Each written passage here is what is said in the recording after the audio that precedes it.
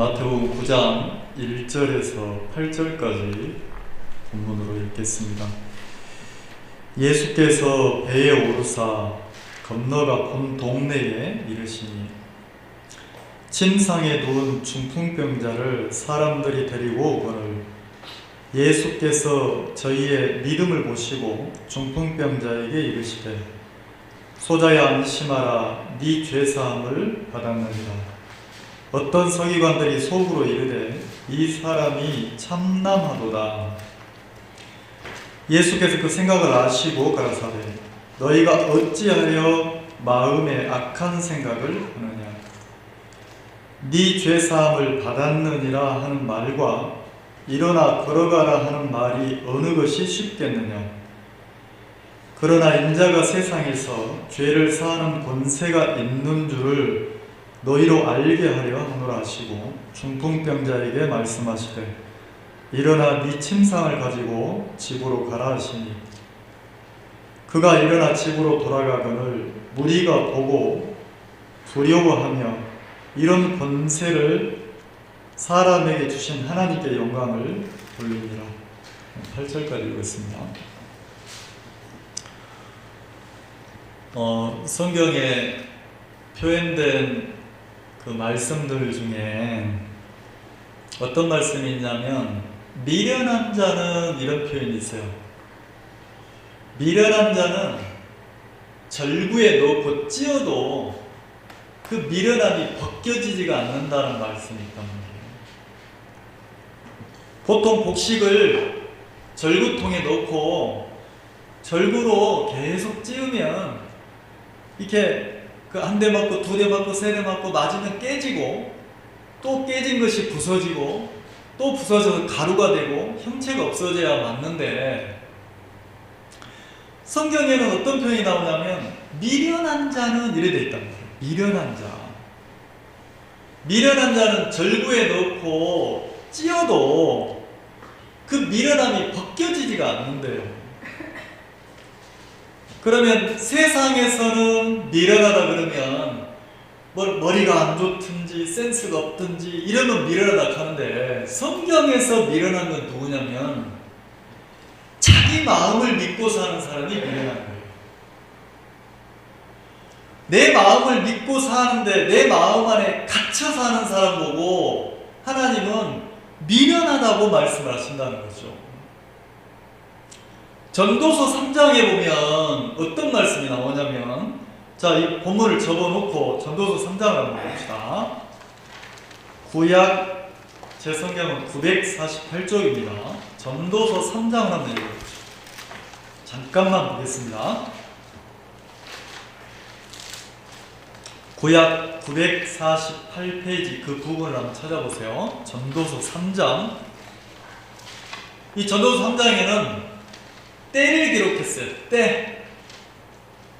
기한이죠. 자, 3장 1절 같이 한번 읽어봅시다. 시작. 천하의 범사가 기한이 있고 모든 목적이 이를 때가 있나니. 자, 천하의 범사가 자, 모든 일이 뭐가 있다고 합니까? 기한이 있다. 기한. 계속 그 일이 내게 주어지는 게 아니고 그 기한이 지나면 그 때가 지나면 지나간다는 거죠. 모든 목적을 이룰 때가 있다. 그러면서 2절부터는 그 열거를 해놨어요. 날 때가 있고 죽을 때가 있으며 심을 때가 있고 심은 것을 뽑을 때가 있으며 죽일 때가 있고 치료시킬 때가 있으며 자, 3절에 죽일 때가 있고 뭐 할 때가 있다고요? 치료시킬 때가 있으며 그러면 이 때에 적용되는 사람은 누굽니까? 나의 나. 하나님이 보실 때 우리, 나란 말이에요. 내가 태어날 때가 있고 그 태어났으면 째깍째깍째깍 시간이 지나서 죽을 때가 다가오고 있다는 거죠. 그러면 내가 태어날 때가 있고 죽을 때가 있으니까 시간이 점점 지나가면 내 기한이 점점 사라집니까? 안 사라집니까? 사라져가고 있는 거예요. 나는 못 느끼지만 사라져가고 있다는 거죠. 그러면 또 뭐라고 하시냐면 죽일 때가 있고 치료시킬 때가 있다. 그럼 언제까지 하나님이 계속 나에게 기회를 주는 게 아니고 기다리다가 이제 미련함이 극에 달해서 안 벗겨지면 안 되겠다. 그냥 죽이자. 뭐 하자고요? 그냥 데리고 가자. 이러면 도저히 안 되겠다. 하나님이 나를 이 세상에 둔 것은 뭐냐면 하나님을 믿는 믿음 하나를 가르치려고 계속 기다리신다는 거죠. 기다린다는 거예요. 근데 우리는 나는 이 세상이 계속 살 수 있을 것처럼 미련하게 산다는 거예요. 누구를 믿고? 내 마음을 믿고. 성경에 우리가 느끼지 못하지만 누가 나오냐면 마귀가 나와요. 마귀는 어떤 일을 합니까? 죽이는 일을 하고 빼앗는 일을 해요. 뭘 죽입니까? 생명을 죽이고 뭘 빼앗아갑니까? 생명의 말씀을 빼앗아가는 거예요. 씨 뿌리는 자의 비유 보면 그 씨 뿌리는 자가 뿌리잖아요. 씨를 뿌리는데 희한하죠? 씨를 뿌리고 나면 공중에 새가 와서 그 씨를 뭐합니까? 먹어버리는 거예요. 그러면서 뭐라고 하냐면 악한 자가 와서 빼앗아간다는 거죠. 그럼 마귀는 생명을 빼앗아가는 일을 하는데 생명은 사람들의 우리의 생명은 뭡니까? 우리의 생명이 뭐예요? 성경에는 뭐라고 되어 있냐면 이 말씀이 곧 사람들의 생명이라고 했어요. 생명. 그럼 마귀는 어떤 일을 하냐면 다른 거 안 빼앗아가는 거예요. 야, 저 김영재 저 돈 있네, 돈 뺏어가자, 이게 안 한다는 거지. 저 지식과 이론이 그거 뺏어가는 게 아니고 우리 마음속에 뭘 빼앗아가냐면 내게 생명이 되는 말씀을 빼앗아가 버리는 거예요. 사람이 언제 행복하냐면 사람이 진짜 행복할 때 언제 행복하냐면 반대로 물어볼까요? 여러분 행복한 인생을 살고 싶습니까? 예. 여러분이 어떻게 하면 행복해지는지 아세요? 가르쳐 드릴까요? 예. 여러분 사람에게 행복은 언제 행복이 오냐면 내가 말씀이 믿어질 때 행복이 오는 거예요. 에이 목사, 진짜라니까. 하나님의 말씀이 내 마음에 진리의 말씀이 믿어지면, 다시 말해서 내가 믿음을 가지면, 누구를 믿으면요? 믿음의 대상이 사람입니까? 진리 되시는 주님입니까? 진리 되신 주님. 하나님이 믿어지면, 말씀이 믿어지면 신기하죠? 행복이 그냥 와요. 그냥. 저희 아버지가 구원받으시라고, 예수님 믿으시라고 그렇게 하면 상을 뒤집어 엎는 거예요. 명절날 가족들 모였는데 막 그 주님 하나님 믿으라고 얘기하면, 믿음 얘기하면 막 때리고 상을 엎고 이러시는 거예요. 나는 예수 싫다. 나는 예수 싫다. 예수가 내 아들 다 빼앗아갔는데 나는 싫다. 예수한테 아들들을 뺏겠다는 거죠. 아들들이 예수를 믿으니까. 그래가지고 아버지가 예수를 원수 삼는 거예요. 자기 아들을 빼앗아갔다고. 근데 희한하죠. 80 되던 해에 아버지가 진짜 성실하게 사신 분인데 80 되던 해에 폐암에 걸리셨어요. 폐암 말기가 됐어요. 의지가 굉장히 강하신 분인데, 북한 출신이라서 의지가 굉장히 강하신 분이에요. 근데 폐암이 걸려서 이제 기침을 하면 피가 넘어오기 시작하니까 병원에서 사형 선고를 딱 받고 나니까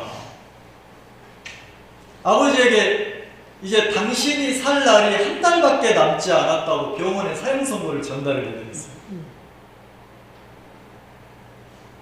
아버지가 이제는 한번 진지하게 생각하셔서 결정을 하셔야 되지 않겠습니까? 이 땅에 사실 날이 한 달 남았습니다.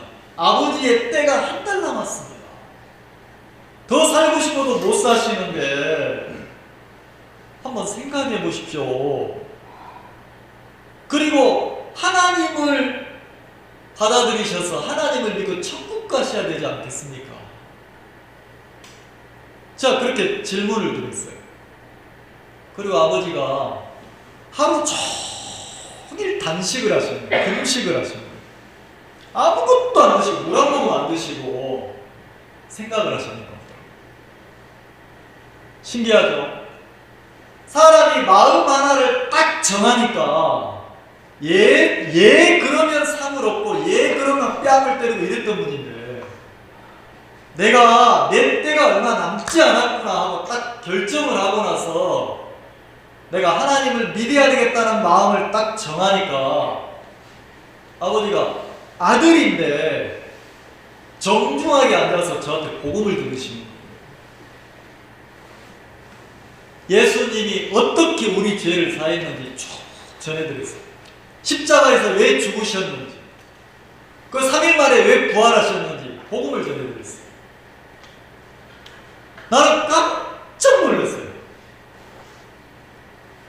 세상을 향해서 마음을 딱 접고 당신이 가야 될 하늘나라 세계를 향해서 마음을 열고 하늘의 주인이신 하나님을 믿기로 마음을 생각 하나를 딱 바꾸니까 옛자만 꺼내면 화를 냈던 분이 말씀을 그 스펀지가 물을 빨아들이듯이 마른 거에 물 들어가듯이 그냥 막 그 전하는 대로 믿으시는 거예요. 전하는 대로. 그러더니 예수님이 십자가에서 나를 위해 죽으셨구나. 내 죄 많은 내 죄 때문에 예수님이 내 죄를 대신 짊어지고 죽으셨구나. 나를 죄인에서 의인으로 만드시려고 고난을 당하셨구나. 그 복음을요 그대로 받아들이시는 거예요. 그리고 아버지가 구원을 받으시고 너무 기뻐하시는 거예요. 너무너무 기뻐하시는 거예요. 그리고 이제 저를 만나면 나 말씀 좀 전해다오. 나 말씀 좀 전해다오. 난 이게 안 믿어져요. 신기하죠? 나는 말씀을 거부하고 주님을 싫어하고 불신하고 막 어두운 얘기를 하고 이게 우리 아버지인 줄 알았어요. 근데 하나님이 그 생각을 한번 딱 바꿔주시니까 진짜 아버지 마음을 만났어요. 말씀을 거부하는 게 아니고 말씀을 싫어하시는 게 아니고 말씀을 생명으로 받아들이시더라고요. 구원을 받으셨어요. 사람이 언제 행복하냐면 저희 아버지가 무슨 얘기를 하시나요? 내가 인생 헛살았다. 내가 인생 헛살았다. 이렇게 얘기하시는 거예요. 내가 다시 살 수만 있다면 너처럼 내가 하나님을 믿고 내가 그렇게 살아보고 싶다. 내가 인생 헛살았다. 내가 인생 헛살았다. 근데 나는 아버지 입에서 나오는 그 말씀이 내가 안 믿겨지는 거예요. 왜냐면 너무 극과 극이니까. 막 예수 그러면 소리 지르고 사 놓고 막 때리고 이러셨던 분이 내가 인생 헛살았다는 거예요. 돈을 못 모아서 헛살았다. 재산이 없어서 헛살았다. 그게 아니고 내가 하나님을 믿고 살지 못한 세월이 다 헛된 거구나. 내 인생이 한 달 남았는데 이제 내가 다시 살 수 있다면 너처럼 내가 하나님을 믿고 믿음으로 살아보고 싶다. 이 얘기를 하셨어요.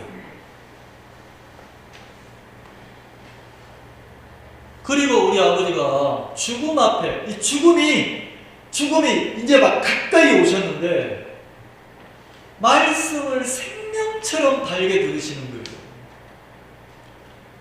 그리고 그 말씀을 들을 때마다 마음의 소망이 어디로 가냐면 이 세상에 소망을 두고 사셨던 분이 이제는 상실히 가야 될 하늘나라의 소망을 두고 사시는 거예요. 나를 위해 기도해다오. 나를 위해 기도해다오.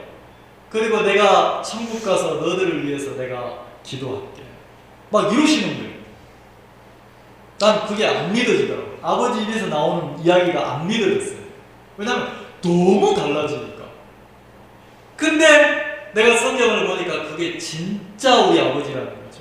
그러면 말씀을 거부하고 불신하고 어둠 속에 막 하나님을 대적했던 그 아버지는 진짜 우리 아버지입니까? 사단에게 속은 겁니까? 그럼 마귀가 하는 일은 뭐냐면 빼앗는 일을 하는 거예요. 빼앗아 간다는 거죠. 그리고 생명을 죽이는 거예요. 내 속에서 말씀을 듣고 내 마음의 말씀이 자리를 잡고 싹을 틀려고 하면 누가 찾아옵니까? 사단이 찾아와서 계속해서 어떤 일을 합니까? 생명의 말씀을 죽이는 일을 하는 거예요. 뭘 통해서요? 어두운 생각을, 불신의 생각을 통해서.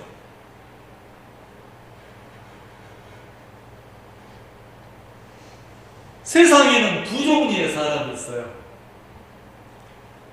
자기 생각을 내려놓고 생각이 없는 게 아니고 죽을 때까지 생각이 있는데 자기 생각을 내려놓고 진리의 말씀을, 하나님의 말씀을 믿고 삶을 살아가는 사람이 있고, 자기 생각을 믿고 아무리 말씀이 들려줘도 그 말씀을 무시하고 멸시하고 사는 사람이 있단 말이에요. 그 지난 교회를 가는데 형제님들하고 타고 가는데 옆에 타신 형제님이 그 이야기를 하시는 거예요. 어떤 할머니에게 두 아들이 있는데 큰 아들은 우산 장사를 하고 둘째 아들은 소금 장사를 하는데 이 할머니가 매일같이 염려하고 근심한다는 거죠. 날이 좋으면 누구 걱정이냐면 우산 장사하는 아들 생각하면서 근심하고, 비가 오면 또 누구를 생각하면서 근심하냐면 소금 장사하는 아들을 생각하면서 계속 근심한다는 거죠.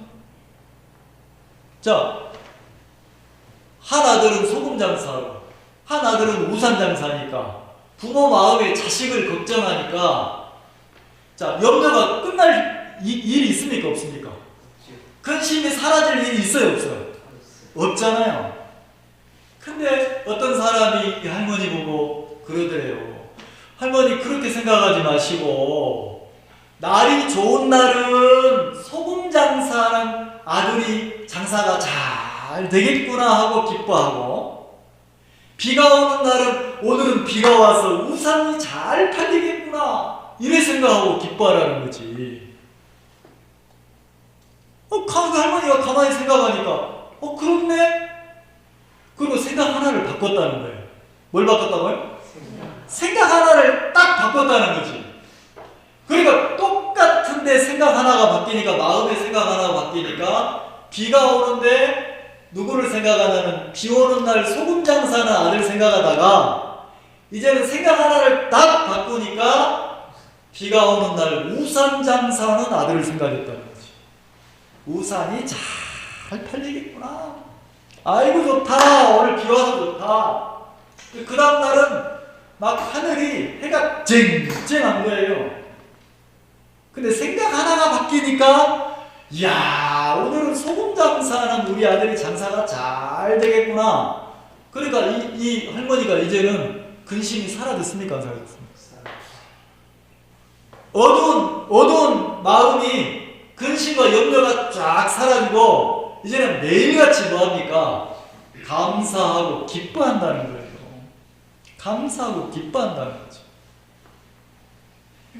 근데 이게 작은 그냥 그 옛날 이야기처럼 들리지만 신앙은 우리에게도 가장 필요한 게 뭐냐면 여러분들이 믿음을 배우고 갖는 건 너무 쉬워요. 쉽다니까. 구원받기도 쉬워요. 왜 구원이 안 이루어지느냐? 왜 믿음이 안 생기느냐? 생각의 틀에 갇혀 있다는 거예요. 내 생각만 하나 딱 바꾸면, 자, 내 생각을 바꿨을 때 어떻게 바꿔야 됩니까? 미련한 내 마음의 생각을 믿다가 마음을 딱 정하고 내가 이제는 더 이상 내 마음 말고 나는 하나님의 말씀을 믿겠다는 쪽으로 마음을 딱 바꾸면, 마음의 생각을 바꿔서 진리의 말씀을 믿기 시작하면 믿음이 생깁니까 안 생깁니까? 내가 말씀, 내 생각보다 말씀을 더 크게 믿으면 구원을 받기가 쉽습니까 어렵습니까? 너무 쉽다는 거예요. 근데 문제는 누가? 마귀란 놈이 우리가 믿음 갖는 것을 좋아합니까 싫어합니까? 그래서 이 예배당에 앉아있지만, 우리가 앉아있지만 마귀는 계속해서 내 마음에 생각을 넣는 거예요. 내가 몇 년째 교회 나오고 있는데, 이상하죠? 내가 몇 년째 교회를 나오고 있는데도 이 교회가 내 교회가 안 돼. 꼭 남의 집 같아. 그리고 언젠가는 꼭 떠나야 될 것처럼. 누구를 불신합니까? 교회, 내 교회인데. 성경에 그 말이 안 되잖아요. 예수님 보고 귀신 들렸다 하니까 귀신이 귀신을 쫓아내냐? 이렇게 말씀하시잖아요. 이상하잖아요. 내가 복음을 듣고 구원을 받았어요. 그렇게 복음을 가진 교회를 만났어요. 이 교회 안에 살아있는 하나님의 말씀이 계속 증거가 돼요. 그러면 이 말씀을 통해서 내 속에 있는 어두운 생각들이, 거짓된 생각들이, 그 미련한 생각들이 벗겨지고 깨져서 내 생각들이 뭐 해야 됩니까? 밀려나고 버려져야 되잖아요. 근데 끝까지 붙잡게 만든다는 거죠. 말씀을 믿고 그 말씀 속에서 기뻐하고 행복해야 될 우리를 누가, 내가 말씀을 믿으면, 내가 마음을 열고 하나님을 믿기 시작하면 내 어둠이 사라지고 내 불신이 사라지고 내 속에서 하나님이 주는 기쁨이 막 솟아나니까 마귀라는 건 어떻게 합니까? 끝까지 어떻게 합니까? 끝까지 형제자매들 마음속에 찾아가서 뭘 붙잡게 만듭니까? 생각을 붙잡게 만듭니다.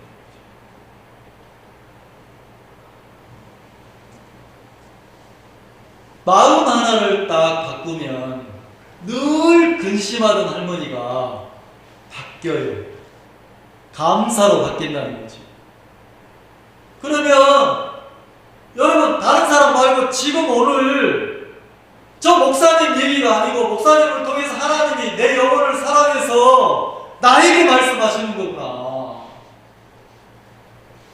죽어야 될 내 때가 얼마 남지 않았는데 내가 진안에 갔어요. 진안에 가서 고기를 막 굽는 거죠. 누구를 위해 고기를 굽습니까? 형제자매들 섬기려고 굽는 거잖아요. 네, 저도 그렇게 할 수 있어요.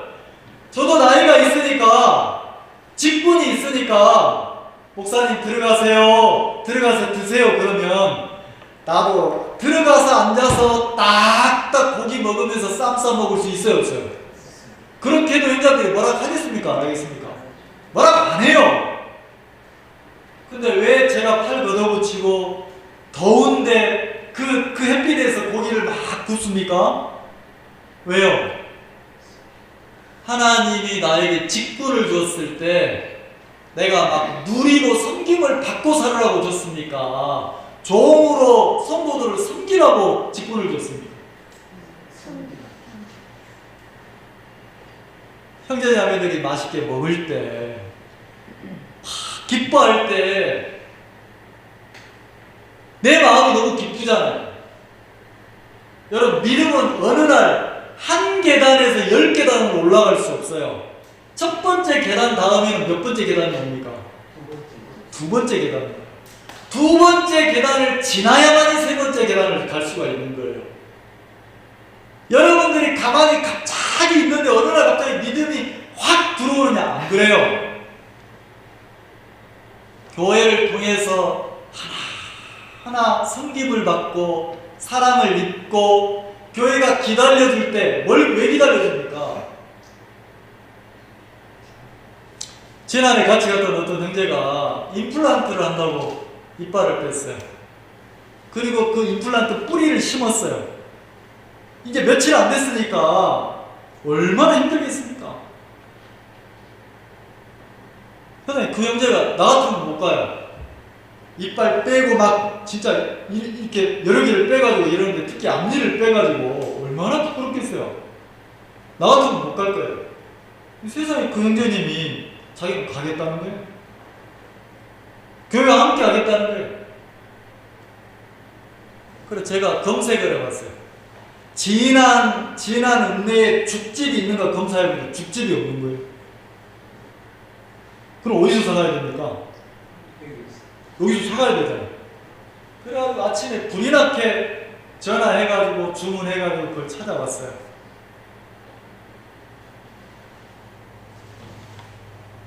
자, 이게 뭐냐면 작은 거지만, 진짜 작은 거지만 누군가가 교회를 통해서 교회가 나를 섬겨주고 나를 보호해주고 챙겨주면 그 사랑을 먹고 이 어린 형제는 이제 영적으로 잘하겠습니까? 안 잘하겠습니까? 잘한다는 거죠. 그리고 교회는 계속해서 기다려줍니까? 안 기다려줍니까? 기다리는 거예요. 왜요? 뭐 하려고? 잘하게 하려고. 하나님은 교회를 통해서 내 마음을 자라게 하고 내 믿음을 자라게 하는 역할을 하시고, 마귀는 우리가 교회 안에서 자라지 못하도록 계속해서 뭘 넣습니까? 내 마음의 생각을 믿도록 하는 거예요. 미련함에 갇히도록. 누가 행복하냐면 이 말씀이 내 마음에 들려질 때 이 말씀이 내 마음에 믿어지는 사람이 가장 행복한 사람입니다. 왜요? 말씀이 믿어지기 시작하면 하나님의 세계가 누구 것이 됩니까? 하나님의 평안이 누구께 돼요? 지난해 갔는데 지난 형제자매들이 몇 분 안 되시잖아요. 근데 그 형제자매들이 우리가 가니까 식사 준비를 하려면 아침 일찍이 나와야 될 거 아닙니까? 몇 명 안 되는데 나와서 준비를 다 하신 거예요. 가서 함께 예배드리고 찬양하고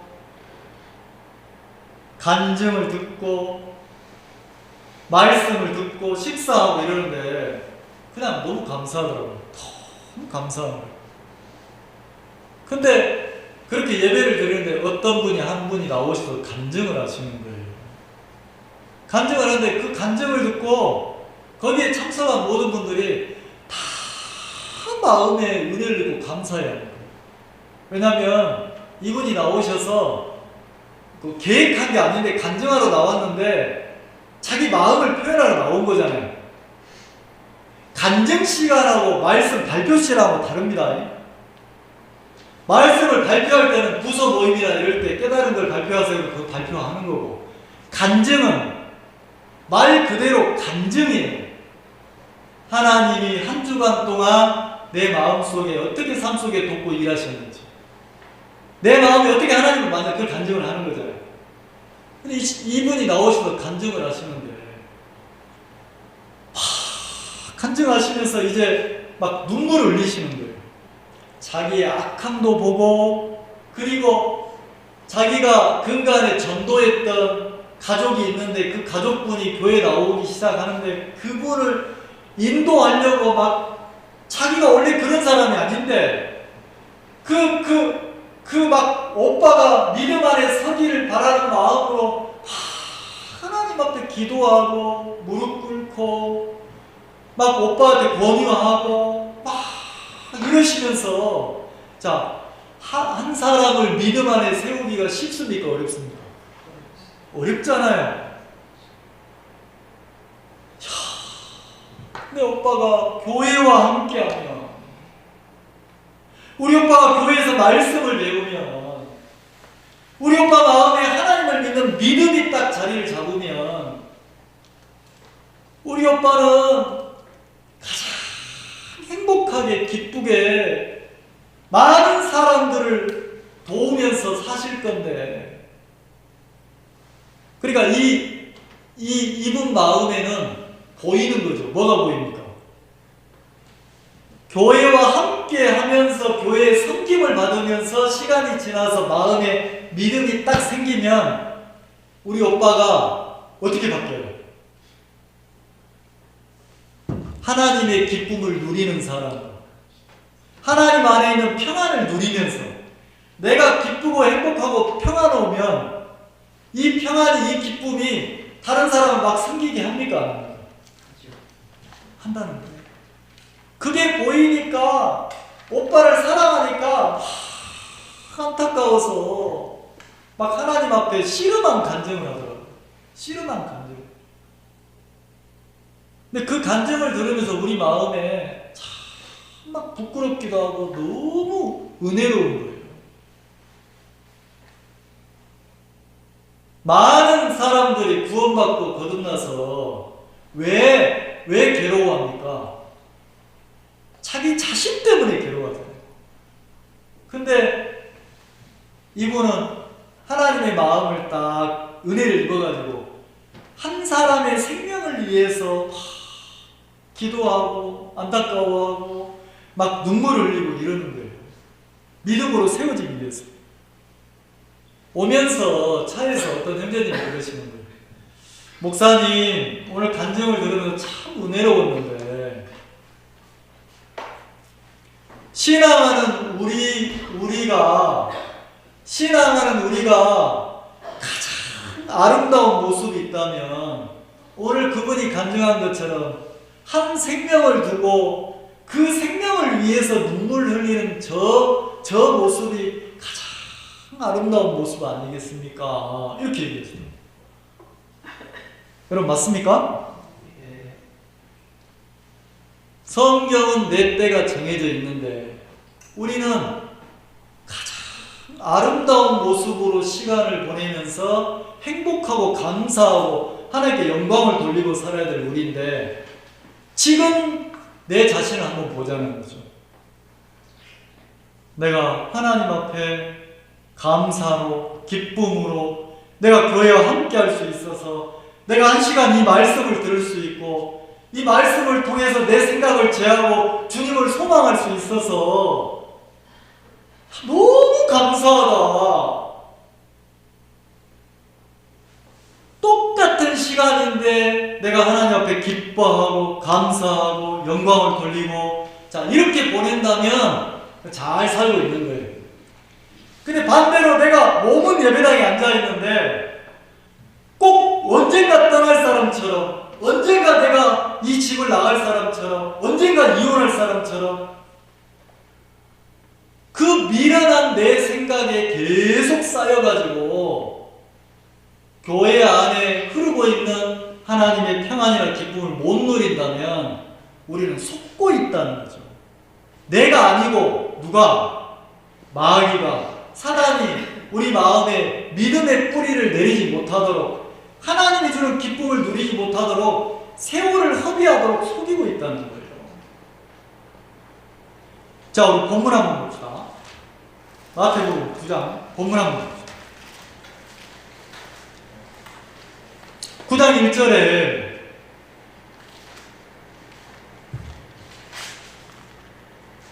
예수께서 배에 오르사 건너가 본 동네에 이르시니 자, 본 동네에 이르렀어요. 자, 근데 그 다음에 2절에 보면 침상에 누운 중풍병자를 사람들이 데리고 오거늘 이렇게 돼 있잖아요. 여러분 성경도 그래 돼 있습니까? 근데 1절과 2절 사이에 빠져있는 말씀이 있어요. 빠져있는 말씀이. 그 원어 히브리어 성경에는, 원어 성경에는 단어가 하나 들어있어요. 이두라고. 그럼 빠져있는 이 이두라는 단어가 뭐냐면, 예수님이 동네에 들어가셨을 때에 그 다음에 어떤 말씀이냐면 이두가 들어갔다. 이두란 뜻이 어떤 뜻이냐면 크고 놀라운 일을 한번 봐라, 이런 뜻이에요. 크고 놀라운 일. 무슨 뜻이라고요? 이 크고 놀라운 일을 보아라, 이 뜻이라고요. 자, 예수님이 동네에 들어가실 때, 예수님이 동네에 들어가시기 전에 이두가 들어있어요. 이 크고 놀라운 일을 한번 봐라. 그러면 이 마태복음 9장의 이 8절까지 본문 안에는 어떤 일이 기록되어 있겠습니까? 크고 놀라운 일이 기록되어 있어요. 크고 놀라운 일이 기록되어 있단 말이에요. 그 크고 놀라운 일이 뭐냐면, 예수님이 그 동네에 들어가니까 사람들이 용신할 수 없도록, 서로 지나갈 수 없도록 많은 사람이 모였는데, 왜 모였습니까? 왜 모였어요? 진리의 말씀을 배우려고, 그 진리의 말씀을 믿으려고, 그래서 모인 게 아니고 많은 사람들이 뭘 바라고 모였습니까? 표적을 바라고. 이 표적을 쉽게 말하면 누구 잘 되려고 예수님을 찾아왔습니까? 예? 자기 병 나으려고, 자기 병 고치려고, 자기 잘 되려고 예수님을 찾아왔단 말이에요. 많은 사람이 표적을 원했다는 거죠. 그래서 어떤 사람들이, 네 사람이, 여기는 중풍병자라고 되어 있는데, 원래 중풍병자가 이 번역을 이렇게 했지만 전신마비 환자예요. 전신마비 환자. 자, 전신마비니까 신경계통의 병인 거예요. 자, 신경이 망가지면 사람이 움직일 수 있습니까? 없습니까? 이제 신경이 죽거나 신경이 망가지면 회복 불가능한 거예요. 다시 살아날 수 없는 거예요. 움직일 수 없는 거예요. 그러니까 신경에 이상이 있어서 전신이 마비된 사람을 데리고 왔다는 거죠. 근데 신기하죠? 많은 사람들은 모였는데, 왜 모였냐면 표적을 바라고 모였는데, 여기 2절에 보면 이 데리고 온 사람들의 뭐가 표현되어 있냐면, 자, 2절 한번 읽어봅시다. 시작. 침상에 누운 중풍병자를 사람들이 데리고 오거늘 예수께서 저희의 믿음을 보시고. 자, 여기 보면 성경에 뭐라고 기록되어 있냐면 네 사람이 들거대다가 전신마비 환자를 데리고 왔어요. 데리고 왔는데 예수님이 봤대요. 뭘 봤다고 합니까? 뭘 봤다고 합니까? 믿음을 봤대요. 누구의 믿음을 봤어요? 데리고 온 사람들의 믿음을 봤다는 거예요. 데리고 온 사람들의 믿음. 근데 신기하죠? 데리고 온 사람들이 믿음이 있었다는 거예요. 어떤 믿음이? 주님이 인정하는 믿음이에요. 예수님이 인정하는 믿음이 있더라는 거지. 그러면 적어도 예수님이 그래, 그게 믿음이다, 그게 믿음이야 인정을 했다면 이거는 자기 마음에 자기를 위한 생각입니까? 자기 생각을 내려놓고 믿음의 대상이신 하나님을 믿는 믿음입니까? 그렇겠죠? 진리를 믿는 믿음이 있었단 말이에요. 그러면 여기서는 크고 놀라운 일을 보이시는 건데 뭐가 크고 놀라운 일이냐면 자, 이 믿음이 지금 누구에게 있어요?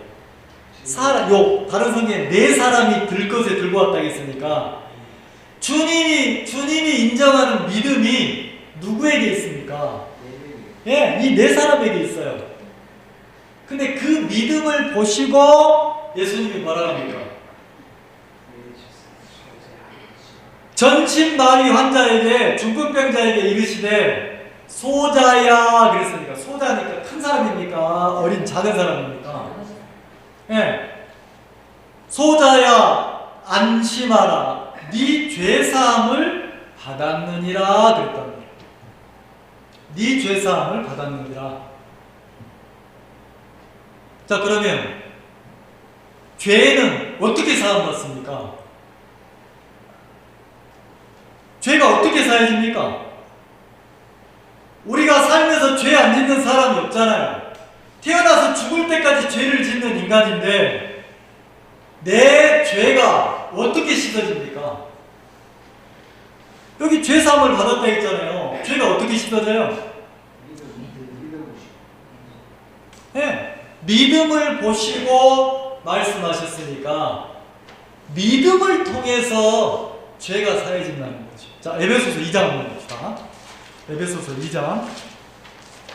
갈라디아서, 에베소서, 그렇죠?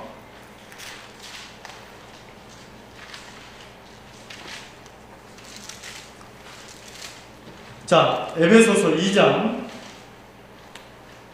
4절.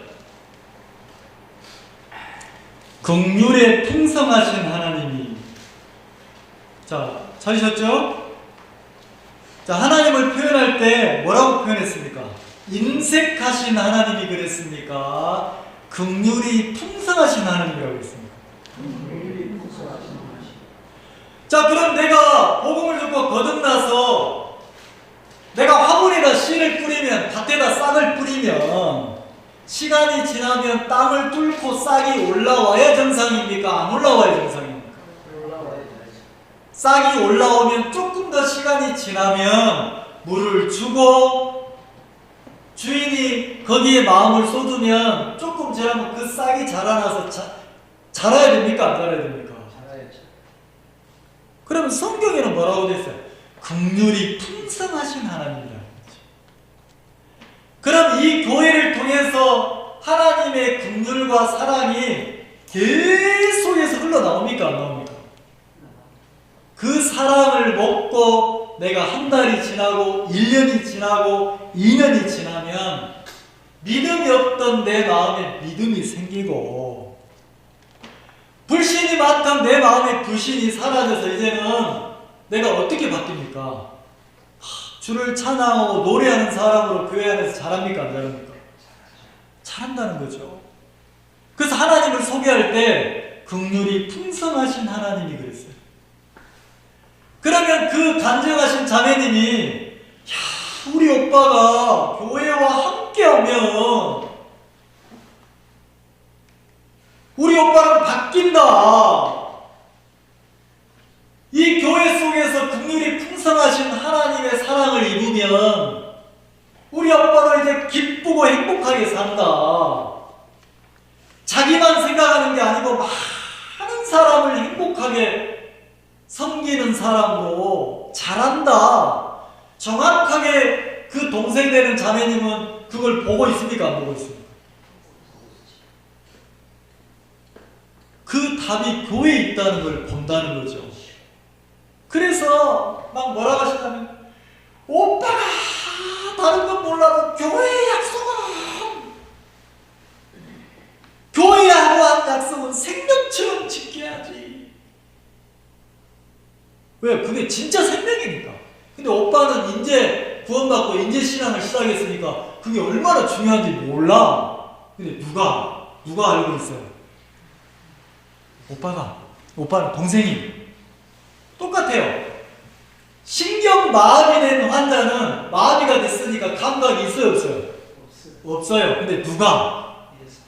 믿음을 가진 사람들이 이 환자를 보고 누구 앞으로 가면 이 사람이 살아난다는 걸 압니까? 예수님 앞으로 가면 살아난다, 소생한다, 바뀐다, 변화된다.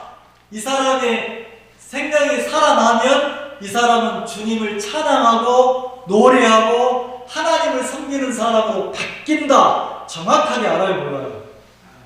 아니까 데리고 온 거예요. 보세요. 4절에 긍휼이 풍성하신 하나님이 우리를 사랑하신 그 큰 사랑을 인하여. 자, 하나님이 우리를 어떻게 사랑했다고 합니까? 그 큰 사랑, 그 큰 사랑. 그러면 우리는 신앙, 우리 때가 얼마 남지 않았지만 이 때를 통해서 뭘 배우는 겁니까? 이 교회 안에서 하나님의 사랑이 얼마나 큰지, 하나님의 긍휼이 얼마나 크신지 그걸 배워가는 거예요. 근데 이 교회 안에 앉아 있어도, 함께하고 있어도 여러분이 사단에게 자꾸 마음을 내어주면 1년 지나도 2년 지나도 3년 지나도 못 배우는 거예요. 안 자란다는 거죠. 그럼 뭐 해야 됩니까? 그 할머니처럼 뭘 바꿔야 됩니까? 생각 하나를 딱 바꾸면, 아, 내가 사단에게 속았구나. 하나님이 나에게 주신 교회인데 하나님이 내 영혼을 위해서 이곳에서 큰 사랑을 배우라고, 큰 긍휼을 입으라고 이곳에 날 두셨는데 내가 하나님이 허락하는 날까지 내가 이 교회에 함께하면서 주를 찬양하고 노래하고 살아야 되겠다. 그러면 언제부터 바뀝니까? 지금 이 순간부터 내가 주를 찬양하고 노래를 합니까? 하게 된다는 거예요. 긍휼이 풍성하신 하나님이 우리를 사랑하신 큰 사랑을 인하여, 그 사랑을 인하여 허물로 죽은 우리를 그리스도와 함께 살리셨고, 자, 예수님을 통해서 죄 때문에 영원히 죽어야 될 우리를 살렸어, 안 살렸어? 너희가 은혜로 구원을 얻은 것이라. 이래 되어 있어요. 자, 6절 또 함께 일으키사 그리스도 예수 안에서 함께 하늘에 앉히시니. 자, 우리를 하늘에 함께, 예수님과 함께 앉혔다는 거죠. 그러면서 뭐라 합니까? 이는 그리스도 예수 안에서 우리에게 자비하심으로써 그 은혜의 지극히 풍성함을 오는 여러 세대에 나타내 하십니다. 자, 8절 같이 읽읍시다. 시작. 너희가 그 은혜를 인하여 믿음으로 말미암아 구원을 얻었나니. 너희가 그 은혜를 인하여, 그 은혜가 뭡니까? 긍휼에 풍성하신 하나님, 사랑이 크신 큰 사랑을 가신 하나님이에요. 이해가시죠? 그 은혜를 인하여, 자, 요 은혜를 인하여 했으니까 내가 구원받을 때 무슨 내 행위가 들어갑니까? 내 노력이 들어갑니까? 아무것도 안 들어가죠. 그럼 내가 구원받은 조건이 뭐밖에 없어요? 크신 하나님의 은혜, 크신 하나님의 사랑, 크신 하나님의 긍휼만 조건이 되는 거예요. 맞죠? 그 은혜를 인하여, 자, 그 은혜를 이제 뭐합니까? 믿음으로 말미암아 그랬어요. 믿음으로 말미암아. 그러면 이제 믿음을 통해서, 영어 성경에는 뭐라고 되나요? 믿음으로 말미암아, 믿음을 통해서 이래 돼요. 믿음을 통해서.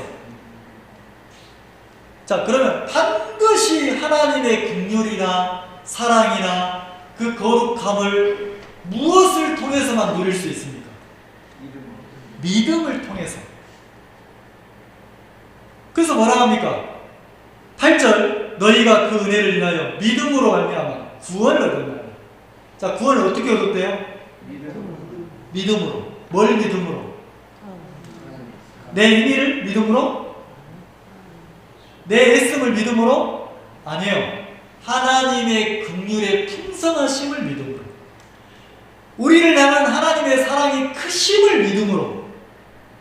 자, 그러면 나를 향한 하나님의 사랑이 작습니까? 큽니까? 자, 저를 보세요. 크잖아요. 얼마나 커요? 나는 몰라. 나는 하나님을 모르는데 하나님은 나를 향해 사랑이 크다는 거예요. 어떻게 커요? 당신의 아들을 십자가에 못 박혀 죽게 하실 정도로, 그러니까 나를 대신해서 그 죄의 값을 치를 정도로 사랑이 크다는 거죠. 너무너무 크다는 거예요. 그는 뭘 믿는 겁니까? 그 사랑을 믿는 거예요. 그 하나님의 은혜를 믿는 거예요. 은혜를 믿음으로 우리가 뭐 했다고 합니까? 구원을 받았다는 거예요. 자, 그럼 구원은 내가 구원받아야지. 구원받아야지. 나도 구원받아야지. 왜 나는 구원이 안 되나? 내가 애써서 구원받는 게 아니고 내가 무엇을 믿음으로 구원받는 겁니까? 하나님의 크신 사랑과 긍휼. 그러니까 하나님의 은혜. 누구를 향한 은혜입니까? 나를 향한 하나님의 은혜를 믿음으로 구원받는 거예요. 자, 그러면 보세요. 어떤 은혜인지 봅시다. 자, 믿음으로 말미암아 구원을 얻었나니 이것이 너희에게서 난 것이 아니고 하나님이 뭐라고요? 자, 한번 따라서 선물. 우리가 지나갈 때 작지만 선물을 드렸어요. 선물을. 자, 선물을 받는 분들은 이거 얼마짜리예요? 얼마짜리입니까? 그리고 값을 줍니까? 아니잖아요. 감상으로 누리는 거잖아요. 그러면 여기서 구원이 뭐라고 그랬어요? 하나님의 선물. 그럼 내가 구원받을 때 무슨 값을 지불한 거 있어요? 그냥 뭘 믿음으로 구원받았어요. 뭘 믿었습니까? 얼마나 하나님이 나를 사랑하셨는지, 지금도 나를 향하신 하나님의 긍휼이 얼마나 크신지, 그 하나님을 믿음으로 구원을 받았다고 되어 있다는 거죠. 근데 이게 뭐라고요? 하나님이 우리에게 주신 뭐라고요? 선물. 자, 선물을 받기가 쉬워요, 어려워요? 쉽잖아요. 근데 자기를 믿는 사람은 희한하죠. 하나님의 선물을 안 받아들이는 거예요. 자기 행위를 믿는 사람은 절대로 하나님의 선물이 그 마음속에 안 들어가는 거예요. 근데 진짜 행복한 사람은 자기 생각을 내려놓고 뭘 믿는다고 했습니까? 말씀을 믿는 거예요. 그러면 내가 수없이 많은 생각이 있지만 하나님이 이게 선물이다 하고 주면 감사합니다 하고 받으면 된다는 거죠. 내가 너를 구원해 놨어. 내가 네 모든 죄를, 네가 태어나서 죽을 때까지 네 모든 죄를 내가 십자가에서 내 아들 예수를 통해서 다 사해놨어. 자, 하나님은 예수님을 통해서 우리 모든 죄를 영원히 완벽하게 씻어놨습니까? 씻어놨습니까? 이게 뭐라고요? 선물이라는 거예요. 선물. 이해가세요? 선물. 자, 선물 주면 뭐 하면 돼요? 이 구원이 선물이라고, 구원이. 자, 그럼 전형제님, 하나님이 전형제님을 사랑해 안 사랑해? 사랑합니다. 그리고 하나님이 전형제님을 향한 그 긍휼이, 나를 불쌍히 여기고 계속 나를 돌보시는 긍휼이 커요 안 커요? 말입니다. 그죠? 그래서 전형제님의 모든 죄를, 과거 죄나 현재 죄나 미래 죄나 태어나서 죽을 때까지 모든 죄값을, 형제님의 죄를 예수님을 통해서 십자가에서 예수님이 죽으시면서 모든 죄값을 다 치렀어요 안 치렀어요? 치렀죠?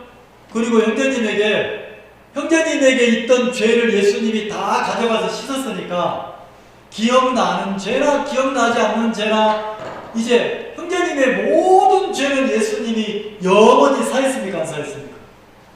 사했죠? 그걸 믿어요 안 믿어요? 믿습니다. 그게 뭐라고요? 구원이에요. 믿음으로 뭐라고요? 구원을 받았어요. 이게 하나님의 뭐라고요? 선물이에요, 선물. 하나님이 형제님한테 선물을 주신 거예요. 뭘? 구원을 선물로 줬단 말이에요. 그러면 내가 구원받을 때 내가 한 일이 있어요? 없어요. 믿은 것밖에 없어요. 그 믿음도 하나님이 주신 거예요. 선물로 주신 거예요. 이해가시죠? 자, 9절. 이 선물이 어떻게 나느냐? 같이 봅시다. 시작. 행위에서 나는 것이 아니니 이는 누구든지 자랑치. 교회 안에서 잘 미련한 사람이 있어요. 누구예요? 자랑하는 사람. 뭘 자랑해요? 자기 행위. 누가 잘했다고? 내가 잘했다. 내가 똑똑하다. 내가 깨달았다. 내가 했다. 근데 희한하죠? 우리 육은 끊임없이 미련한 생각이 올라가는 거예요. 하람이가 홍성 갔다 올 때 휴게소에서 두더지 망치로 두더지 때리는 것을 때리고 있더라고요. 이렇게. 그 게임기 압니까? 두더지가 올라오면 어떻게 해요? 탁 때려. 그럼 뭐라고 그래요? 아야! 왜 때려! 아야! 왜 때려! 쑥 들어간단 말이에요. 그럼 여러 번 계속 올라와, 두더지는. 그럼 올라올 때마다 뭐예요? 가만 놔둬야 됩니까? 때려야 됩니까? 때려야 되는데 놓쳤어. 그럼 뭐하고 있어요? 뭐하고 있어요? 또 올라올 걸 알고 기다리고 있어요? 안 있어요? 이따가 올라오는 순간 때립니까? 안 때립니까? 그게 신앙이에요. 내 속에서는 끊임없이 육의 생각이 올라와요. 그러면 그때마다 지혜로운 사람은 어떻게 합니까? 내 생각을 탁 쳐서 내 생각을 들어가게 하는 거예요. 내려놓고 뭘 믿어요?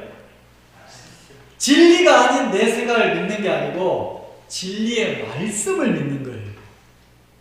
원래부터 불신이 많고 원래부터 어둡고 원래 이런 사람 없어요. 마귀가 속이고 있는 거예요. 내가 한없이 주를 찬양하고 노래하고 살다가 죽어도 짧은 시간인데 우리 아버지 인생을 누가 속였습니까? 마귀라는 거예요.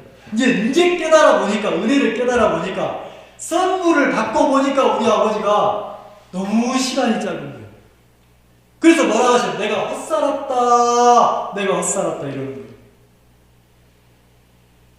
그러면 지금 앉아있는 여러분의 인생은 많이 남았습니까? 내가 건강하게 성경을 읽을 수 있는 시간이 많이 남았어요? 내가 건강하게 걸어와서 함께 예배하고 주를 찬양할 날이 많이 남았어요? 나는 내가 이렇게 고기를 굽는데 진짜 뜨겁더라고.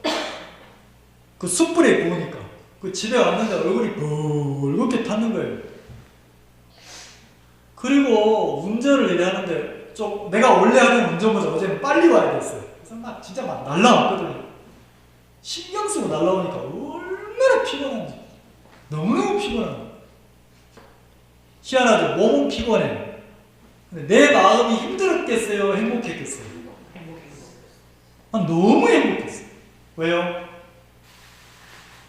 함께 모여서 주를 찬양하고 노래하고 간증으로 하나님께 영광을 돌리고 주의 말씀이 선포되고 생명의 말씀이 내게 들려지고 형제자매들이 함께 식사하고 교제하고 같이 모든 분들이 마음에서 아쉽죠. 함께 갔으면 좋은데 좋은 걸 누릴 때마다 형제자매 생각나잖아요.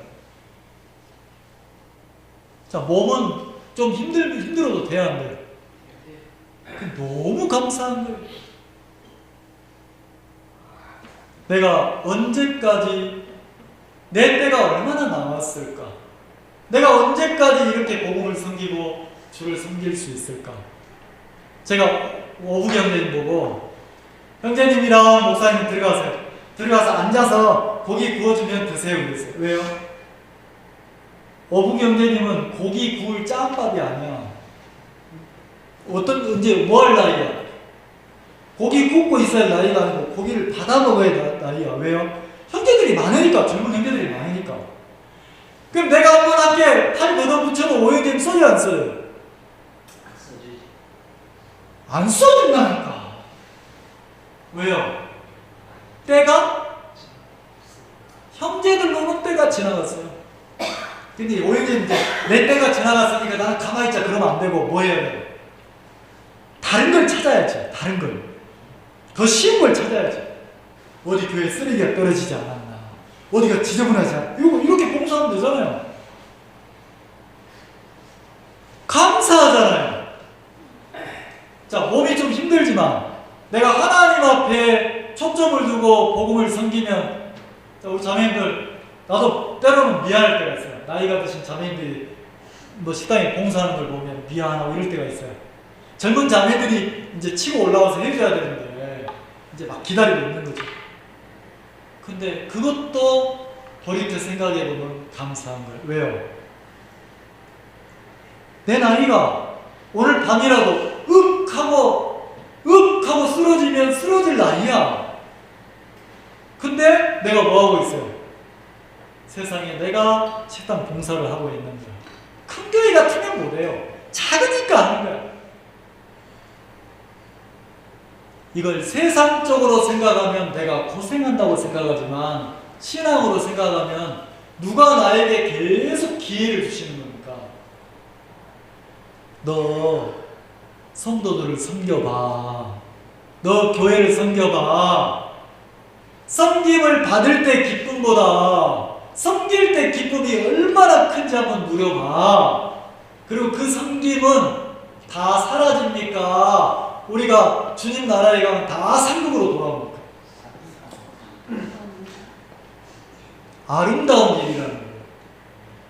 내가 복음을 섬기고 한 생명을 위해서 눈물을 흘리는 것도 아름답고, 내가 이 교회 성도들을 섬기고 성도들을 먹이기 위해서 막 음식을 만들고 이런 것도 세상 어떤 일과도 비교할 수 없는 아름다운 일이라는 거죠. 아멘? 아멘 크게 해봐요. 아멘? 아멘. 생각을 딱 전환하세요. 그리고 내 때가 얼마 남지 않았다.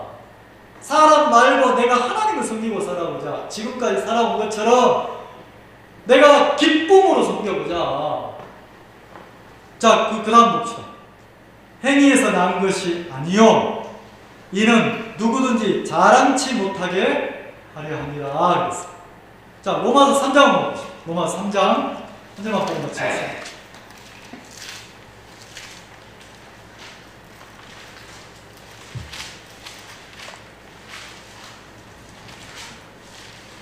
(3장) 22절 243쪽입니다. 3장 22절 곧 예수 그리스도를 믿음으로 말미암아. 자, 무엇을 말미암아?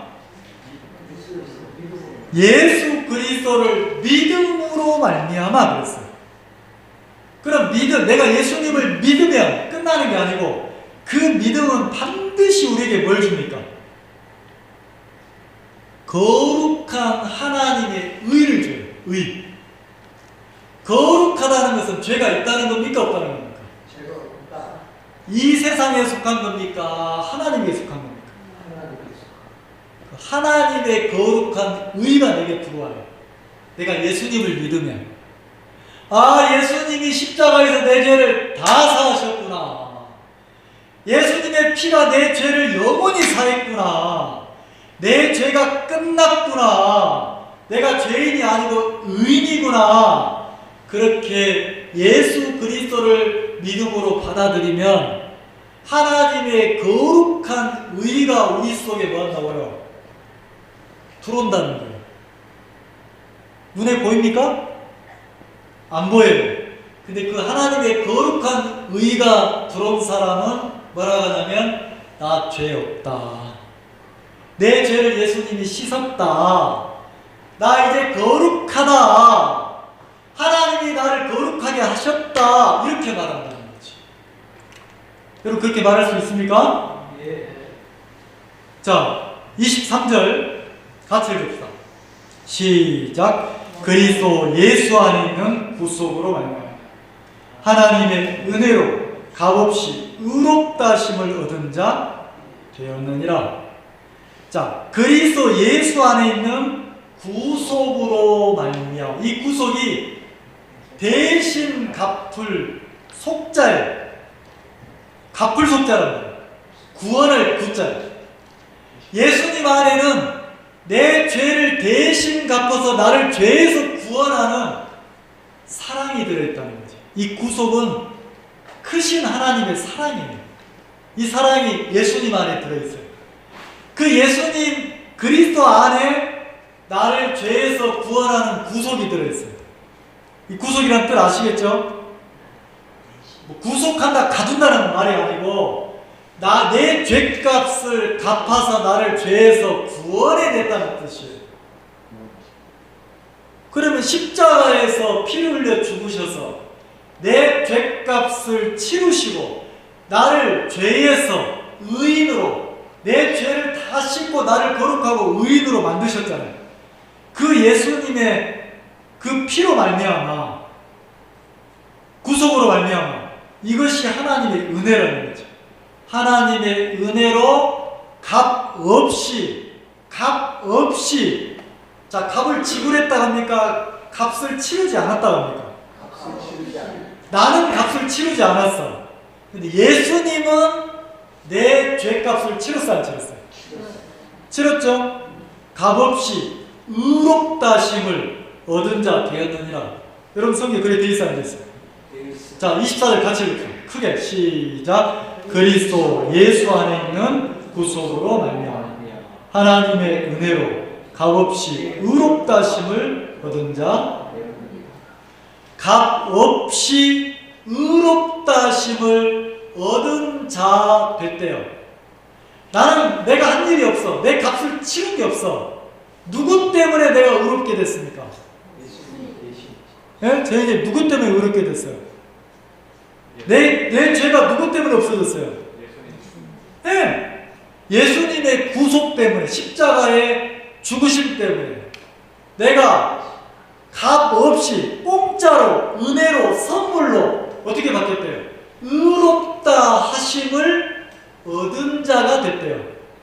자, 의롭다함을 만들었다겠습니까? 얻었다겠습니까?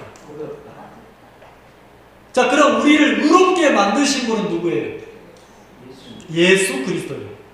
예수 그리스도. 예수님이 나를 의롭게 만들어서 나는 그분의 은혜를 믿음으로 내가 의롭다함을 얻었어야 하는 거였어요. 의롭다함을 내가 만드는 게 아니고 얻는 거예요. 믿음으로. 누가 나를 의롭게 만들었습니까? 예수 그리스도께서. 그래서 의롭다 하심을 얻은 자가 되었느니라. 자, 히브리서 9장 한 절만 보고 마칩시다. 히브리서 9장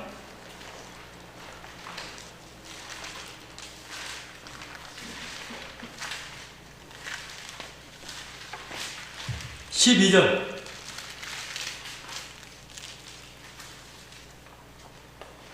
염소와 송아지의 피로 아니하고 오직 자기 피로 영원한 속죄를 이루사. 자, 예수님이 십자가에서 피 흘려 죽으셔서 그 예수님의 십자가의 피라는 말은 뭐예요? 예수님의 생명이 뭘 이뤘다고요? 영원한 속죄를 이뤘대요. 영원이란 말은 끝이 없어. 속죄, 죄값을 치렀다는 거예요. 죄를 갚았다는 거예요. 그 예수님의 피는 우리의 죄를 영원히 없앴다는 거죠. 자, 영원한 속죄를 이루었다는 거예요. 이게 성경이라는 거죠. 그러면 우리가 내 생각을 뭐하고 내려놓고 진리의 말씀을 믿으면 아, 내 죄가 영원히 씻어졌구나. 누가 영원히 씻었어요? 예수님의 피가. 예수님의 피가. 그 예수님을 믿음으로 우리가 구원을 받았다는 거죠. 이 구원이 하나님의 뭐라고요? 값없는 선물이라는 거예요. 여러분 선물 받으셨어요? 네. 저 선물 받은 사람 손 들어보세요. 눈에 보여요, 안 보여요? 근데 받았다는 거죠. 근데 받아본 사람은 알아요. 주님이 내 죄를 사했네. 예수님이 내 죄를 사했네. 내 죄를 영원히 사했네. 내가 이제 하나님의 자녀가 됐구나. 내가 하나님의 자녀라면 누가 챙기겠습니까? 하나님이 나를 챙기고 하나님이 나를 지키시고 하나님이 나를 보호하신다는 거예요. 내게는 지혜가 없지만 하나님에게는 지혜가 있고 내게는 능력이 없지만 하나님에게는 능력이 있어요, 없어요? 있잖아요. 그 믿음을 보시고 이 죄 사함을 받았느니라고 했어요. 예수님이 왜 죄 없다고 했습니까? 그 신경 마비된 사람 보고 환자 보고 왜 죄가 없다고 했습니까? 왜요? 죄가 없으니까. 죄가 있는데 없다고 하겠어요? 그 사람의 죄가 예수님이 영원히 씻은 것을 예수님은 아시니까. 그리고 뭐라고 합니까? 일어나 걸어가라고 하잖아요. 희한하죠? 왜 걸어가라고 합니까? 걸어갈 수 있도록 하실 수 있는 능력이 누구에게 있어요? 예수님 당신에게 있다는 거죠. 근데 믿음으로 아멘하고 받아들이면 죄도 없어지고 능력으로 걸어갈 수도 있다는 거죠. 이거는 그 사람입니까? 예수님이 하신 겁니까? 나중에 여러분 집에 가서 읽어보세요. 이 소자나 이 4명의 사람 말고는 나머지는 전부 다 안 믿어요. 전부 다 안 믿어요. 놀라기만 해요. 놀라기만. 믿지는 않아요. 근데 이 4사람을 통해서 이 중풍병자는 똑같이 예수님을 믿는 믿음을 배웠어요. 그리고 그 믿음이 주는 기쁨을 누리고 사는 거예요. 병도 낫고 어떻게 합니까? 죄도 사하고 이제는 신경이 어떻게 합니까? 살아나서 마음껏 주를 찬양하고 노래하는 인생으로 바뀌더라는 거예요. 그러면 그 환자가 누굽니까? 나라는 거죠. 죄 때문에 꼼짝없이 내가 멸망당해야 되고 주를 찬양할 수 없는 그런 사람이었는데 이제는 주를 찬양하고 노래하고 살 수 있도록 하나님이 그 큰 은혜를 베풀어 놓으셨다는 거죠. 그 은혜 속에서 또 한 주간 복되게 사시기 바랍니다. 기도하겠습니다.